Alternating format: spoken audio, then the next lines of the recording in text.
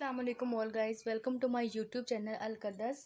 Last lecture में हम लोगों ने कुछ इम्पोर्टेंट थ्योरम्स पढ़े थे और आज का लेक्चर इंतहाई इम्पोर्टेंट है कैलकुलस के सेमेस्टर 6 के स्टूडेंट्स के लिए, क्योंकि ये बहुत इंपॉर्टेंट थ्योरम है जो हमारे पास बार बार पेपर में पूछा जा सकता है, पूछा गया है और पूछा जा सकता है। ठीक है, तो रियल एनालिसिस का मोस्ट इंपॉर्टेंट थ्योरम है फंडामेंटल थ्योरम ऑफ कैलकुलस। तो ये लेक्चर आपको ध्यान से समझना है और इसको समझने के लिए आपको previous lectures, upper sum, lower sums, mean value theorem, ये सब कुछ आना चाहिए।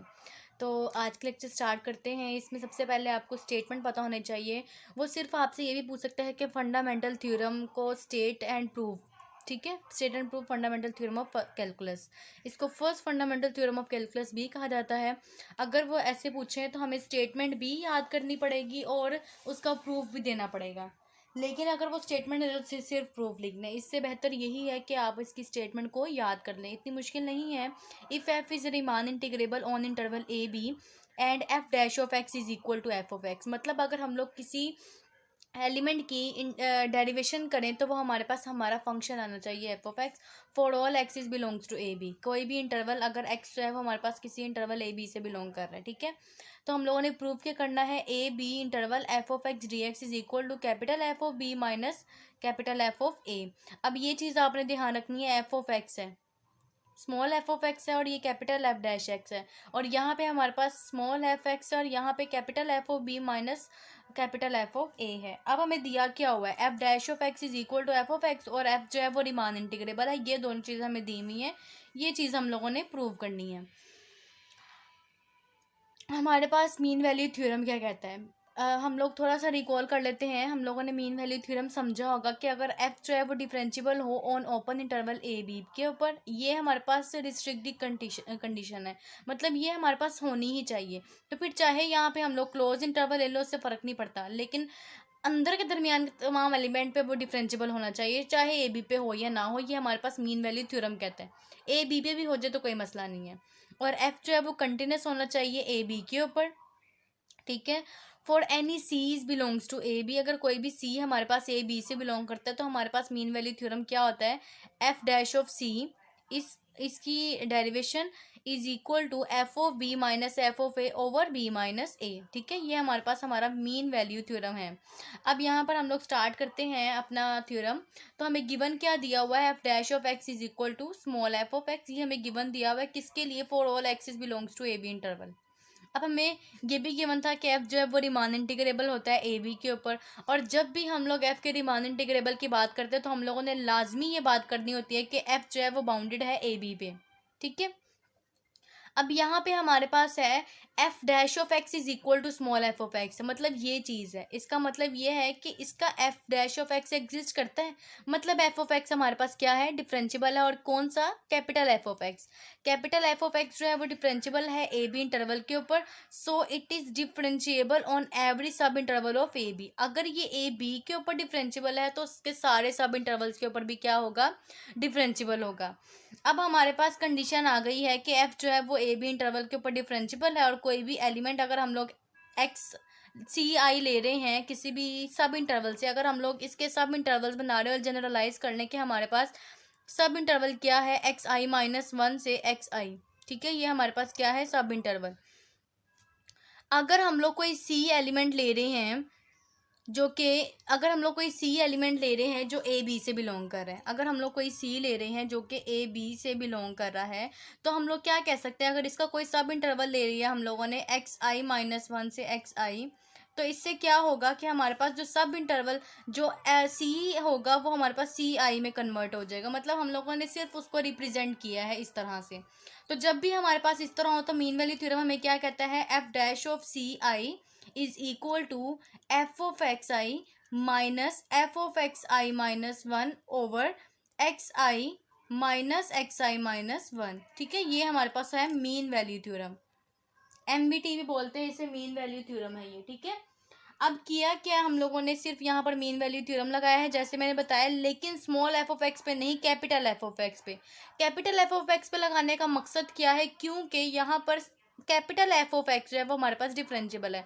अगर यहाँ पे small F of x differentiable होता तो हम लोग यहाँ पर भी स्मॉल एफ ही यूज़ करते, लेकिन यहाँ पर कैपिटल एफ ऑफ एक्स जो है वो डिफरेंशिएबल है, इसलिए हम लोगों ने डेफिनेशन भी कैपिटल एफ पे लगाई है। Where c is belongs to, c I is belongs to x I minus one से एक्स आई में, ठीक है। अब क्या किया है, जो यहाँ पर हमारे पास इसका डिनोमिनेटर था वो दूसरी साइड पर जाकर मल्टीप्लाई कर दिया है, जो कि हमारे पास ये बन गया। डिनोमिनेटर को मल्टीप्लाई कर दिया और दोनों साइडों पे समीशन साइन लगा दिया। अब होगा हमारे पास क्या, इसका आंसर कैसे आएगा अगर हम लोग समीशन लगाते हैं। देखें, summation i is equal to 1 to n f of x I minus F of x I minus 1। अब यहाँ पर सबसे पहले हम लोग पुट करते हैं 1, तो क्या आएगा, F of X 1 minus F of X 1 minus 1, X naught आ गया, प्लस समीशन है ना, तो 2 पुट करते हैं तो F of x 2 minus F of X 1। इसी तरह से लास्ट टाइम हमारे पास क्या बनेगी, f of x n minus F of x n minus 1। तो ये वाली सारी वैल्यूज़ जो हैं वो कैंसिल आउट हो जाएंगी और हमारे पास क्या बचेगा, सिर्फ f of x n minus F of x nought, ये चीज़ हमारे पास बच जाएगी। और यहाँ पर एक्स एन जो है वो हमारे पास बी है और एक्स नोट जो है वो हमारे पास क्या है, ए है। तो ये f of x n minus F of x nought जो है वो हमारे पास इस तरह से बना है। और जब यहाँ पर समीशन अप्लाई करेंगे, अब हमें पता है गिवन में दिया हुआ था कि एफ डैश ऑफ एक्स जो है वो स्मॉल एफ ऑफ एक्स के बराबर है, मतलब गिवन हमें क्या था, f dash of x is equal to F of x, मतलब यहाँ पर एक्स कोई भी एक्स अगर हमारे पास ए बी इंटरवल से बिलोंग कर रहा है तो ये उसके लिए कंडीशन ही सेटिस्फाई करती है। अब एक्स आई भी तो हमारे पास इसी के सब इंटरवल में से है, अगर एक्स आई इससे बिलोंग करता है तो ये इसका सब इंटरवल है, तो इसका मतलब है एक्स आई जो है वो ए बी से बिलोंग करेगा, इसका मतलब है ये वाली कंडीशन जो है वो इसके लिए भी सेटिस्फाई करेगी। तो हमारे पास क्या आएगा, F dash of C I is equal to F of C I. तो ये चीज़ हमारे पास यहाँ से आई है। अब हमें पता है कि अगर समीशन भी हो और लिमिट अप्लाई कर दे तो हमारे पास साइन ऑफ इंटीग्रेशन आ जाता है, ठीक है। तो हम लोगों ने क्या किया, हमारे पास समीशन साइन था, हम लोगों ने लिमिट अप्लाई की, limit X I is approaches to x I minus 1 is approaches to x I, ठीक है। और यहाँ पर हम लोगों ने लगा दी है लिमिट और समीशन साइन। अब हमें ये बताता है कि ये सारे एक्स का सम है, इसीलिए हम लोगों ने यहाँ पर एक्स लिखा है।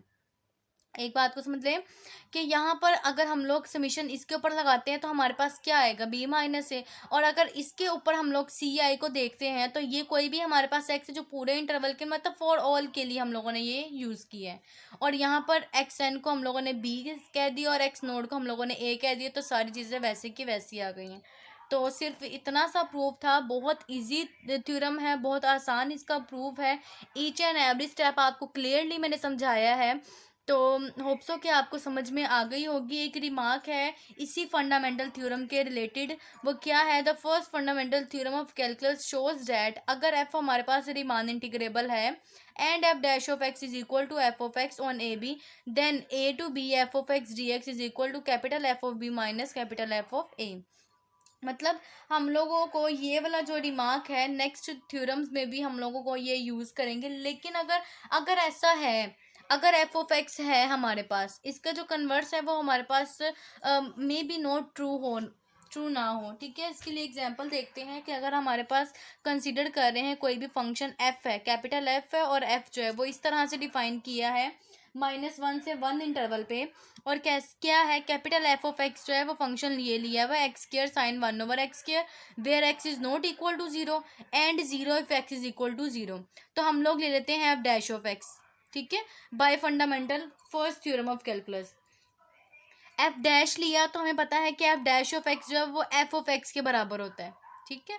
तो एफ डैश इसका डेरिवेटिव लेंगे तो पहले इस प्रोडक्ट रूल लगेगा, फर्स्ट इसका डेरिवेटिव, फर्स्ट का derivative, second as it is minus, plus second का डेरिवेटिव, इसका डेरिवेटिव आएगा माइनस कोस 1/x स्क्वायर, और साथ इसका जो है जो इसका डेरिवेटिव होगा वो साथ मल्टीप्लाई करेंगे, वो कैंसिल आउट हो जाएगा। किस तरह से मैं बता देती हूँ। हमारे पास फंक्शन क्या है, x square sine 1/x square. First अगर हम लोग करें तो हमारे पास फर्स्ट एज इट इज़, तो इसकी डेरिवेशन क्या आ जाएगी, कोस 1/x² माइनस कोस 1/x², और आगे एंगल का डेरिवेटिव तो वो क्या होगा, -2/x³। ठीक है, ये चीज़ आ गई। अब नेक्स्ट क्या है हमारे पास, plus sine 1/x² as it is, और साथ के आ जाएगा इंटू 2x। ये x² इसके कैंसिल होगा तो सिर्फ एक x ही रहेगा यहाँ पर। तो हमारे पास आ गया जी ये। तो हमारे पास टोटल क्या बनता है कि साइन 1/x² 2x माइनस, ये माइनस बाहर आ जाएगा तो हमारे पास आएगा 2 cos 1/x²। ये हमारे पास है जी हमारा f(x) when x is not equal to 0। तो ये चीज़ हम लोगों ने इस तरह से लिखी है, सिर्फ डेरिवेटिव लिया है, कोई और काम नहीं किया यहाँ पे। तो अब देखते हैं नेक्स्ट। अब हमारे पास यहाँ पे देखें तो x हमारे पास डिनोमिनेटर में आ रहा है। अगर x हमारे पास डिनोमिनेटर में आए और x इंटरवल हमारे पास क्या था, -1 से 1 तक, तो मतलब उसके अंदर 0 भी शामिल है। अगर 0x हम लोग ले लें 0, तो हमारे पास जो है ये जो है 2/0 जो है वो इन्फिनिटी क्रिएट कर देगा। इसका मतलब है कि f(x) जो है वो बाउंडेड नहीं है इस इंटरवल में। इसका मतलब है कि f जो है वो इंटीग्रेबल नहीं है। मतलब एक ऐसा फंक्शन जो हमारे पास डिफरेंशिएबल हो लेकिन इंटीग्रेबल ना हो, तो उसकी ये एग्जांपल है।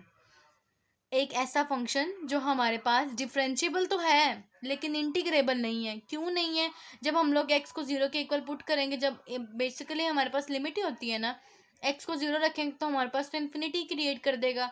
इसलिए हमारे पास जो स्मॉल f है वो इंटीग्रेबल नहीं है। तो इसी के साथ हमारा जो आज का प्रूफ है, मोस्ट इम्पॉर्टेंट थ्योरम जो है वो ख़त्म होता है। नेक्स्ट लेक्चर में हम लोग इसी का जो सेकंड थ्योरम है वो करेंगे, calculus fundamental theorem of calculus 2। तो नेक्स्ट लेक्चर भी बहुत इंपॉर्टेंट है। ये दोनों थ्योरम्स रियल एनालिसिस के लिए बहुत इंपॉर्टेंट है, ये आने चाहिए क्योंकि ये पेपर में भी बार बार पूछे जा सकते हैं। ठीक है, मेरे चैनल को ज़्यादा से ज़्यादा सब्सक्राइब करें, शेयर करें, और मेरी हर नए आने वाली वीडियो ताकि आप लोगों को पर तक बआसानी पहुंच सके। Thank you so much for watching. अल्लाह हाफिज़।